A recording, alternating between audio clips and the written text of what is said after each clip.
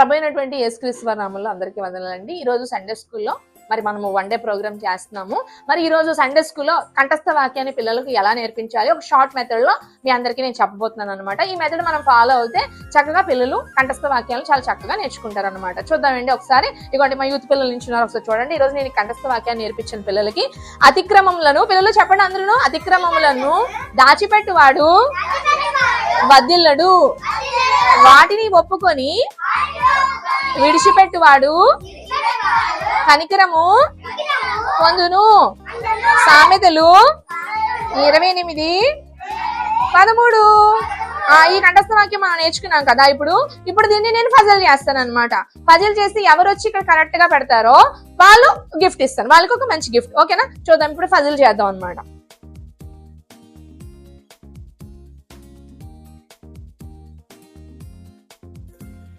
Okay, ఇప్పుడు చూడండి, నేను పజిల్ చేశాను కదా వాక్యము. ఇప్పుడు ఎవరైనా ఒకరు వచ్చి దీన్ని కరెక్ట్ చేయాలన్నమాట. ఓకేనా, ఇప్పుడు చూడండి ఏముంది వాక్యము. అతిక్రమములను వదిల్లడు కనికరమును, సామెతలు 28:13. విడిచిపెట్టువాడు దాచిపెట్టువాడు వాటిని ఒప్పుకొని పొందును. ఇది వాక్యం. నువ్వు సరిగ్గా పెట్టట్లేదు, రెండు ఇలా పెట్టు. ఇప్పుడు కరెక్ట్ గా ఇలా ఉంది కదా వాక్యం. ఇప్పుడు దీన్ని కరెక్ట్ చేయాలన్నమాట. రాంగ్ ఉంది, ఇప్పుడు దీన్ని కరెక్ట్ చేయాలి.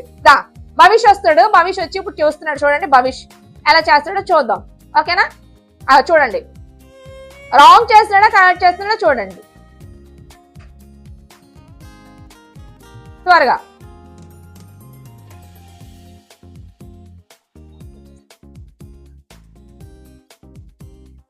ఓకే, చేశాడా అయిపోయిందా నాన్న? అయిపోయిందా? చేయలేదా? బేగా త్వరగా చేయి. అతిక్రమములను రావట్లేదు. ఓకే, బెటర్ నెక్స్ట్ టైం చప్పట్లు కొట్టండి. Very good. కానీ రాంగ్ చేశాడు. ఓకే, మరొక అన్నయ్యని పిలుద్దాం. ఆదర్శ్ వస్తాడు. ఇప్పుడు చూడండి, అన్నయ్య అయినా కరెక్ట్ చేస్తాడు లేదు చూద్దాం. పిలుస్తాను, సైలెన్స్ కొండి. చూడండి అన్ని చూడండి చేస్తున్నాడు. అలా బోర్డ్స్ వైపు చూడండి, అన్ని ఏం చేస్తున్నాడు ఒకసారి అలా మనం బోర్డ్స్ చూడాలన్నమాట. ఇలా మనం పిల్లలకి నేర్పిస్తే ప్రేమైన వాళ్ళ చక్కగా పిల్లలు కంఠస్థ వాక్యాలను ఇంట్రెస్ట్ గా నేర్చుకుంటారనమాట. ఓకేనా, చూద్దామా. అతిక్రమములను దాచిపెట్టువాడు వదిల్లడు, వాటిని ఒప్పుకొని విడిచిపెట్టువాడు కనికరమును పొందును. సామెతలు 28:13. వెరీ గుడ్ నాన్న, వెరీ గుడ్. చాలా చక్కగా మా తమ్ముడు చేశాడు. మరి చక్కగా ఇప్పటి వరకు చూస్తారు కదండి. ఈ రీతిగా మనము చక్కగా పిల్లలకి కంఠస్థ వాక్యాలను ఫజిల్ రూపంలో చెప్పినట్లయితే వాళ్ళు చక్కగా నేర్చుకుంటారు. అందరికీ వందనాలు.